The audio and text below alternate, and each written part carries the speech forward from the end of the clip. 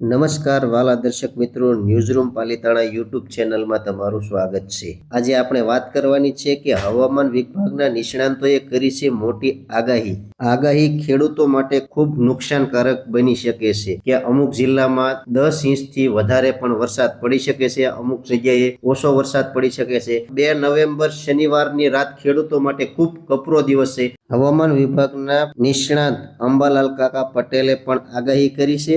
અથૈયા શેટ્ટીના જણાવ્યા પ્રમાણે અરબ સાગરમાં ડિપ્રેશન થોડા દિવસથી આગળ વધી રહ્યું છે અને ધીરે ધીરે ગુજરાતની નજીક આવી રહ્યું છે। આજે સાંજથી જ વરસાદ ફરીથી વધવા લાગશે। આ સિસ્ટમને કારણે દક્ષિણ સૌરાષ્ટ્ર અને દક્ષિણ ગુજરાતના ભાગોમાં વરસાદની તીવ્રતા વધશે। જેમ જેમ સવાર થશે તેમ તેમ વરસાદ મધ્ય ગુજરાત સુધી પહોંચશે, જે બાદ સિસ્ટમ આગળ વધશે। આ સાથે તેમણે જણાવ્યું છે કે આ સિસ્ટમનો પ્રભાવ આખા ગુજરાતમાં જોવા મળશે, પરંતુ સૌથી વધારે પ્રભાવ દક્ષિણ સૌરાષ્ટ્ર અને દક્ષિણ ગુજરાતના પ્રદેશોમાં જોવા મળશે। હાલની પરિસ્થિતિ પ્રમાણે આ સિસ્ટમનું ડિપ્રેશન તરીકે લેન્ડફોલ થશે।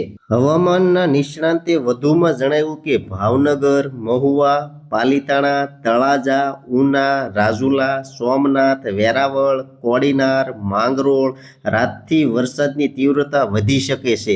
આવતીકાલથી અમરેલી, ધારી, વિસાવદર, જુનાગઢ, કેશોદ, ગઢડા, બોટાદ, પોરબંદર, બગસરામાં કાલથી વરસાદ વધશે, જે બાદ સુરત, નવસારી, કોસંબા, દહેજ, ભરૂચ વરસાદ વધશે। આવતીકાલથી એટલે કે ગુરુવારથી શનિવાર સુધીમાં 6 થી 8 કે કોઈ જગ્યાએ 10 ઇંચનો પણ વરસાદ વધી શકે છે।